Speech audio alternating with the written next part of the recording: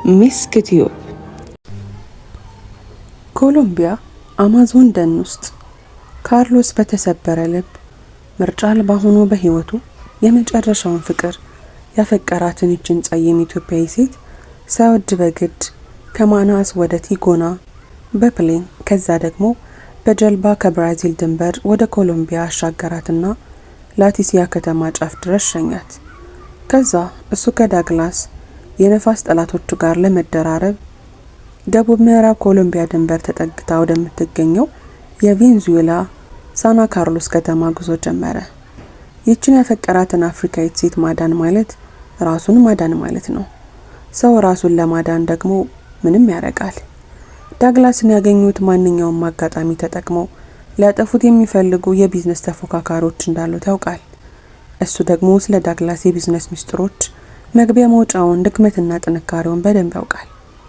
አሁን የሚያገኛቸው ሰዎቹ ደግሞ ኃይልና ብር አላቸው። እነሱ እሱን አምኖት ከተቀበሉትና አብሮት ለመስራት ከወሰኑ ዳግላስን እስከ ወዲያኛው አስወግዶ ኑሐሚንና ወንድሟን ነፃ ለማውጣት የሰለለችን ቢሆን ተስፋ አለው። ከ101% ብትሆንም እንኳን ከመሞከር ወደ ኋላ አይልም። ለዛኑ እሷን ወደ ዳግላስ ልኮ እሱ የዳግላስን ጠላቶች አግኝቶ ለመደራደር ጊዜ ሳያባክን ጉዞ የጀመረው። ኑሐሚን ካርሎስ እንደነገራት ላቲሲያ ከተማ በተቀመጠችበት ሆቴል ነው 1 ሰዓት እንኳን ሳትቆይ የዳግላስ ሰዎች በቁጥጥር ስር ያዋሏት።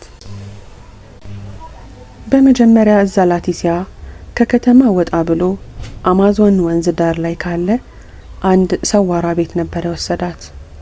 ለ4 ቀናት ያህል እዛው አስቀመጧት።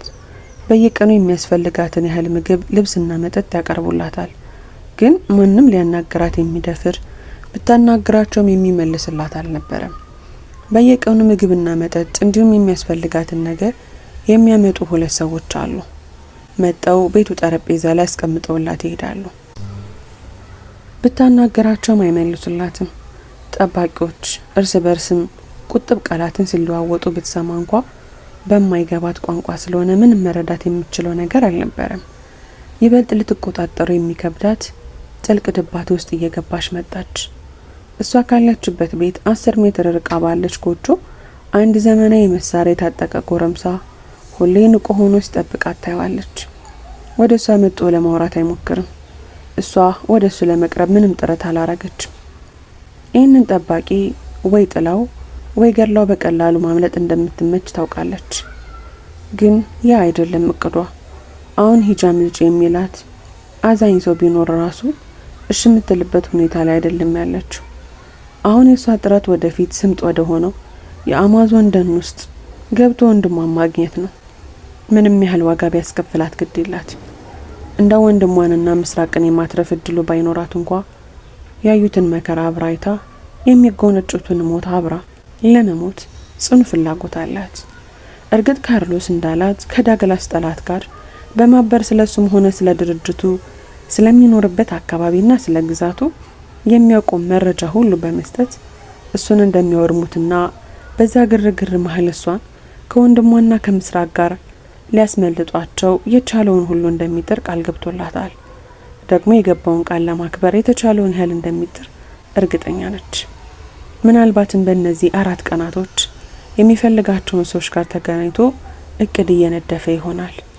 አሁን እሷን የጨነቃት እስከ መቼ እዚህ አፍኖ እንደሚያስቀምጧት ነው። የመጨረሻ ተሰላቸች እና የሆነ ነገር አድርጋ ትኩረታቸውን ማግኘት እንዳለባትና ትኩረታቸውን ለማግኘት ደግሞ እነሱ ማበሳጨት አንድ ዘዴ እንደሆነ አመነች።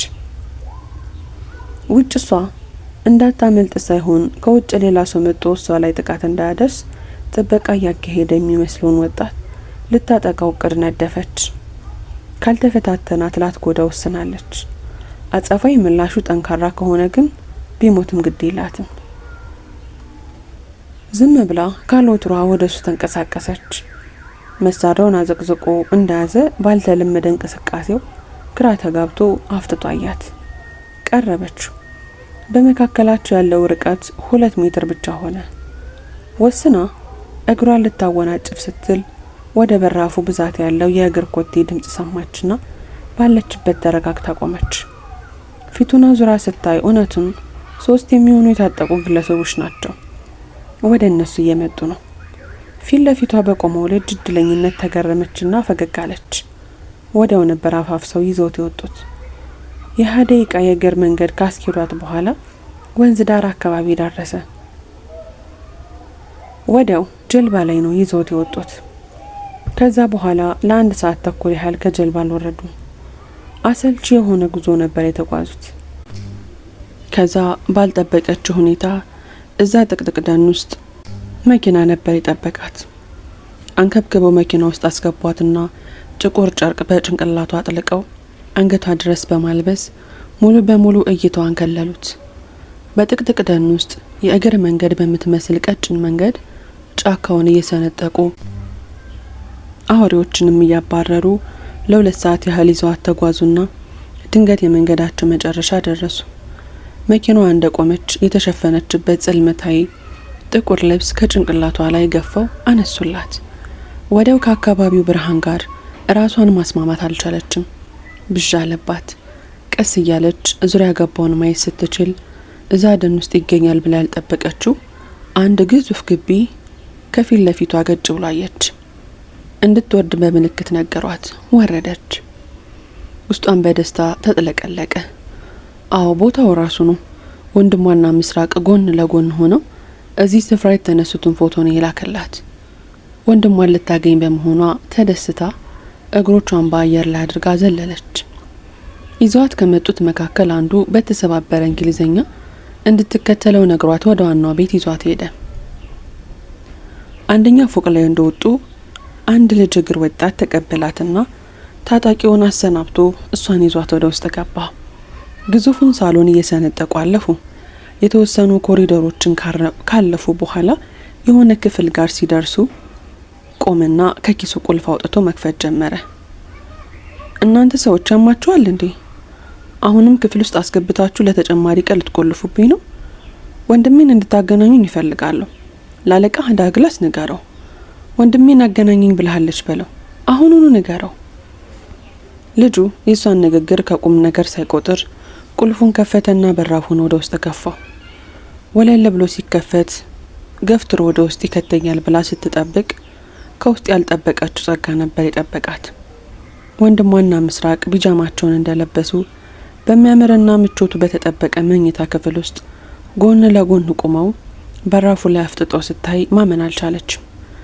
ተንደርድራ ሄዳ ተጠመጠመችባቸው። ሁለቱም ወደ ላይ ተሸክመው በአየር ላይ ያሽከረከሯት መጨፈር ጀመሩ። ልጁ ለደቂቃ ያህል ፈንጠዝያቸውን ከታዘበ በኋላ መልሶ በራፉን ዘግቶና ከውጭ ቆልፎ ወደ ስራው ሄደ። ከናፍቆታቸው ለመወጣት 1 ሰዓት በላይ በመተቃቀፍና በመሳሳም ጊዜያቸውን አሳልፈው ነበር። የተወሰነ አርፈው ናፍቆታቸውን ካቀዘቀዙ በኋላ ናኡል እህቴ ዛሬ ቀኑን ታውቂያለሽ ሲል ግራ ያጋባትን ጥያቄ ጠየቃት። ወንድሜ ደግሞ መንጋትና መምሸቱን ካልሆነ በስተቀር እለቱና ቀኑን መለየት ካቆምኩኝ ቆየው።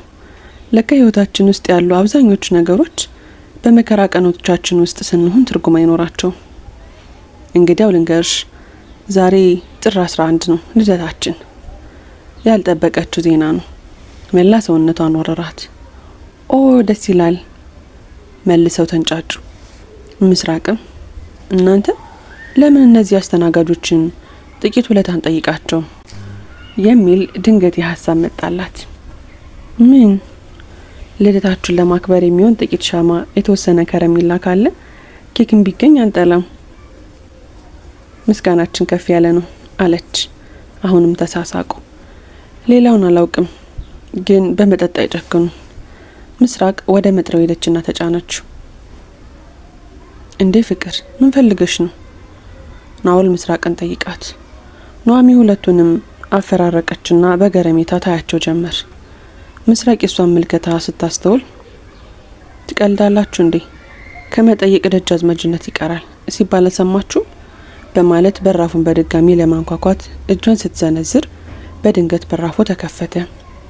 ኑሐሚ ያመጣት ወጣቱ ልጅ በራፉን ከፈተላት። የሚፈልጉትን ጠየቀችው። አለቃዬን ጠይቄ ከፈቀደ የሚሆነውን አድርጋለሁ ብሎ መልሶ በራፉን ዘግቶት ሄደ። ኑሐሚን ግን በነበረችበት እንደፈዘዘች ነው። ምንድነው ያፈዘዘሽ? የኔ ፍቅር አለሽ እኮ አንቺም ወያልሽ እና እኔ እዚህ በአማዞን ጫካ ከአውሬም ከሰውም ለማምለጥ በመጣር ፍዳይን በማይበሳት እናንተ ፍቅሬ ማሪ መባባል ጀመራችሁ።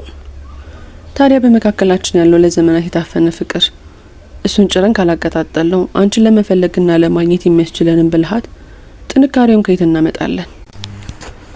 በነገራችን ላይ ያው አንቺ ወደዚህ እንደመጣሽ ሰሞኑን የተጋባ ነው። አዎ ወደ ሻንጣው ሄደችና የጋብቻ ሰርቲፊኬታቸውን አውጥታ አሳየቻት። ማመን አልቻለችም። ምስራቅ የሚያደርጉትንም ሆነ የሚያወሩትን ሁሉ እየተመለከተቻቸው እንደሆነ ታውቃለች። የጀመሩትን ማስመሰል እስከ ወዲያኛው መቀጠል አለባቸው። አዎ ከዚህ እስኪወጡ ከናኦል ጋር ባልና ሚስት ናቸው። ከወጡስ በኋላ እንዴት ይሆናል የሚለውን እርግጠኛ አይደለችም። ልጁን ከበፊት ከምትወደው በተለየ መንገድ ወደዋለች። ፍቅሩ ልቧ ውስጥ እየተንጠባጠበ ነው። ይህንን የጋብቻ ሰርቲፊኬት እንደ ቀልድ በቃ አሁን ጉዟችን አብቅቷል ብላ ቀዳ የወረቀት ቅርጫት ውስጥ ለመክተት ጥንካሬው መቼም ቢሆን የሚኖራት አይመስላት። ከተረጋጉ በኋላ ኑሃሚ ሰውነቷን ለመታጠብ ፈለገችና ወደ ሻወር ቤት ገባች። ታጥባና ነጽታ ስትወጣ ክፍላቸው ውስጥ የተለየ ነገር ነበር የጠበቃት። በርከት ያሉ የሴት ቀሚሶችና ሙሉ የወንድ ሱፍ ሱሪ የያዘ ተሽከርካሪ የልብስ መደርደሪያ ወለሉ መካከል ላይ ተቀምጦ ናኦልና ምስራቅ ፊት ለፊት ቆመው በአድናቆት እየተመለከቱት ደረሰች። ያገለደመችውን ፎጣ በደንብ አጥብቃ አሰረችና ምንድነው ይሄ ስትል ጠየቀች። ይህንን ያመጣችው ልጅ በጠየቃችሁ ጥያቄ መሰረት ልደታችሁን ለማክበር ተፈቅዷል። ከዚህ ከሚሆናችሁ ልብስ መርጣችሁ ልበሱና ልደቱ ወደሚከበርበት ቦታ ከ30 ደቂቃ በኋላ መጥቼ ወስዳችኋለሁ። እንደዛ ብሏል ብለው አስረዷት። አንቺ ሰዎቻችን ደግ ናቸው።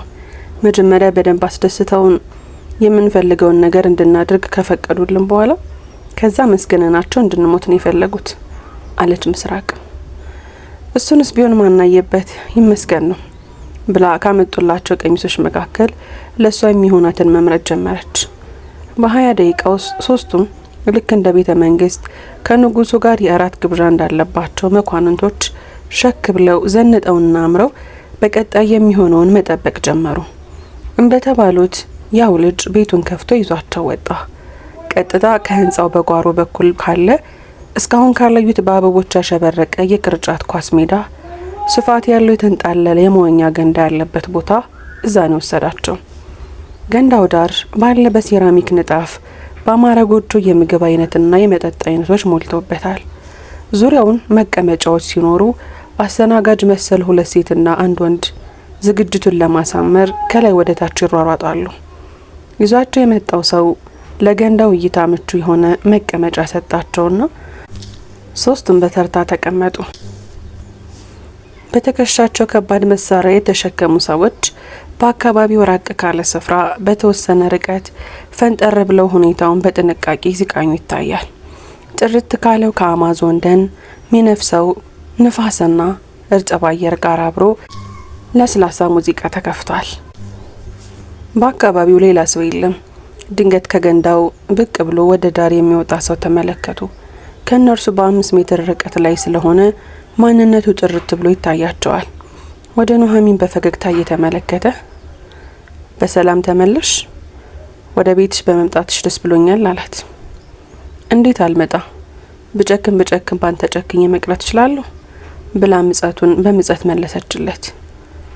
መልሷ በጣም አሳቀው። በጣም ናፍቀሽ ነበር። በህይወቴ እንዳንቺ ለማግኘት ያስቸገረኝ ሰው የለም። ድሮም ውድ ነገር ለማግኘት በጣም ከባድ መስዋዕትነትን ይጠይቃል። ለማንኛውም መልካም ልደት ለሁላችሁ። ሰዎቹ መሰናዷቸውን እስኪያጠናቀቁ ትንሽ ለዋኝ ከመካከላችሁ መዋኘት የሚፈልግ ሰው ካለ ግን መጥቶ መዋኘት ይችላል ብሎ ወደ ገንዳው መሀል እየዋኘ ሄደ። ምስራቅ ብድግ ብላ ልብሷን ማውለቅ ጀመረች። ሁለቱ መንትያዎች ሴትዮ አበደች እንዴ የሚል እይታ አፍጥጠው ያጀመር። ፍቅር ምን እየሰራሽ ነው አለ ናኦል። በእነዚህ ሰው በላ አውሬ በሆኑ ሰዎች ፊት ሰውነቷን ማሳየቱ ጥሩ ሆኖ አላገኘው። ምን ነካችሁ? ዛሬ እኮ የእናንተ ልደት ነው። ያ ብቻ ሳይሆን በዓልም ጭምር ነው። ታዲያ ባገኘነው አጋጣሚ ብንጠቀም ምን ይመስላችኋል? ብላ ጎንበስ በማለት ጫማዋን አለቀችና ወለሉን እየነካካች ወደ ገንዳው ተንቀሳቀሰች። ኑሐሚ ተነሳችና እሷ እንዳደረገችው ማድረግ ጀመረች። ሴቶቹ ጤና የላቸውም እንዴ በማለት አልጎምጎሞ ባለበት መንቆራጠጡን ቀጠለ። ኑሐሚ ልብሷን አውልቃ እንዳጠናቀቀች ሄደችና ምስራቅ ጎን ቆመች። ዳግላስ ገንዳው መካከል ባለ ከመንደሪ ላይ ተኝቶ ጭንቅላቱን በክንዱ ደገፍ በማድረግ አይኖቹን ሁለት እንስቶች ላይ ተክሎ በገረሚታ ከሩቅ ያያቸዋል። እንዲሁ ለማለት ያህል ጋበዛቸው እንጂ ያደርጉታል ብሎ አልጠበቀም ነበር። ኑሐሚንን በጥልቀት ተመለከታት። እሱ የዚህ አካባቢ ገዥና አስተዳዳሪ ብቻ ሳይሆን የዚህ አካባቢ አምላክ፣ ሁሉን አድራጊ፣ ሁሉን ሰሪ እንደሆነ ነው የሚያስበው። ኑሐሚ ምስራቅ ላይ ተለጥፋ ቆመችና ቀስ ባለ ድምጽ ምን አቀደሽ ነው ስትል ጠየቀቻት። ምን አቀድኩ? ጫማሽ የምታወልቅ ያስመስልሽ ስለት ነገር ከወለሉ ላይ አንስተሽ ጠርዝ ላይ ስታሰፊ አይቻለሁ። አይዞኝ፣ አታስቢ፣ የሰውየውን ጉሮሮ አልበጥስብሽም። አትቀልጂ፣ ሙከራችን በደንብ የታሰበበትና የሚያዋጣ መሆን አለበት። አትቸኩይ። ምስራቅም አታስቢ ያልኩሽ እኮ ብላ ተንቀሳቀሰችና ዘላ ገንዳ ውስጥ ገባች። ኑሐሚንም ተከተላቻትና ገባች። ምስራቅ ወደ ግራ በኩል መዋኘቷን ስትቀጥል ኑሐሚን ቀጥታ ወደ ዳግላስ መዋኘት ጀመረች። የምስራቅ እቅድ ዳግላስን መግደል ከሆነ ልታስቆማት ይገባል። አሁን ባሉበት ሁኔታ እሱን መግደል የሚያመጣው ምንም ጥሩ ነገር የለም። እነዛ አውሬ ታጣቂዎች በደቂቃዎች ውስጥ ቦጫጭቀው ይጥሏቸዋል። ከፋም ለማም ከሱ ጋር መደራደርና እሱን አለስልሰው ይዞ ትክክለኛ ጊዜ እስኪመጣ መጠበቁ የተሻለ እንደሆነ ታስባለች እና ወደሱ የሄደችው ልትከላከልለት ነው። ስሩ ስትደርስ እሺ ዳግላስ ማለት የትኛው ነህ ስትል ጠየቀችው። ማለት ዳግላስ ማለት አሁን አጠገቤ እዚያ አማዞን ደን መካከል በትልቁ ህንጻ ልዩ በሆነ ገንዳ ውስጥ እየዋኘ ያለው ነው ወይስ ከዛ ፔሩ ሊማግኘቸው ኢኮቶስ አንድ አልጋ ክፍል አብሬው አደርኩ ሰው ነው? ላንቺ የትኛው ቢሆንልሽ ትመርጫለሽ? ትቀልዳለህ እንዴ? ከዛኛው ዳግላስ ፍቅር ሊይዘኝ እኮ ትንሽ ነበር የቀረኝ። ተጨማሪ አንድ ቀን አብረን ማሳለፍ ብንችል አልቆልኝ ነበር። ይሄኛውንም ዳግላስ እኮ ገና እየተዋወቅሽ ነው። ከዛኛው የተሻለ ተወዳጅና ተመራጭ ሊሆን ይችላል። አይ በፍጹም፣ ይሄኛው ትገደል ብሎ የሞት ፍርድ የፈረደብኝ ነው። ይሄኛው ዳግላስ በአውሬ ሊያስበላኝ የነበረ ነው።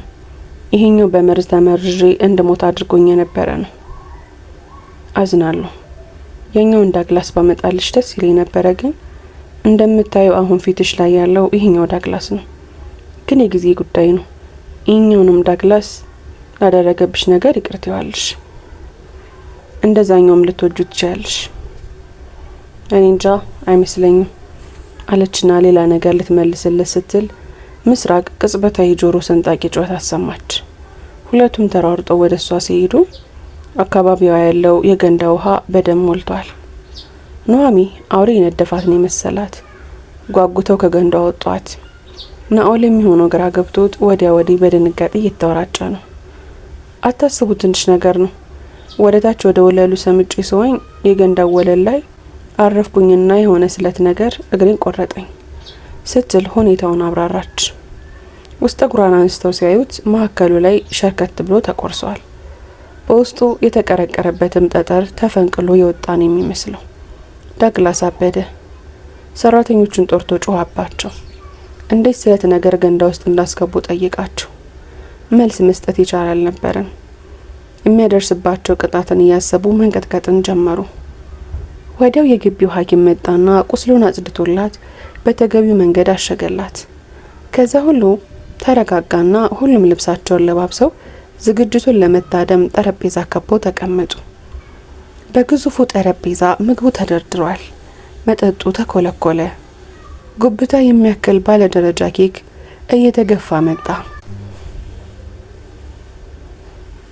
አካባቢው በባለ ቀለም የሻማ ብርሃን ተንቦግብጓል። በህይወታቸው በጣም የሚገርም የሚያምረውና ውዱን የልደት በዓላቸውን ማክበር ጀመሩ። በመካከል ኑሃሚ ወደ ምስራቅ ጆሮ ጠጋ ብላ እግርሽ ለምንድን የቆረጥሽው ስትል ጠየቀቻት። ሆን ብላ እንደዛ እንዳደረገች ያወቀችው እሷ ብቻ ነች። ዛሬም እንደ ድሮ የምትገርሚ ሴት ነሽ። አንቺን ደብቁ የሆነ ነገር ማድረግ መቼስ አይታሰብም። ከኢትዮጵያ ስነሳ እንዳይገኝ ተደርጎ እግሬ መሀል የቀበረች ችብስ ነበር። አሁን ሶስታችንም አንድ ቦታ በመገኘታችን ለሰዎቻችን መልእክት ማስተላለፊያ ጊዜው ስለሆነ ነው ያደረኩት። አንቺን እስክናገኝ ነበር የምጠብቀው። አሁን ምልክቱን ሰጥቻቸዋለሁ። እንግዲህ ከቻሉ ያድኑናል አለች። ኑሃሚን ላይ የተስፋ ብርሃን በውስጧ ሲፈነጥቅ ታወቃት።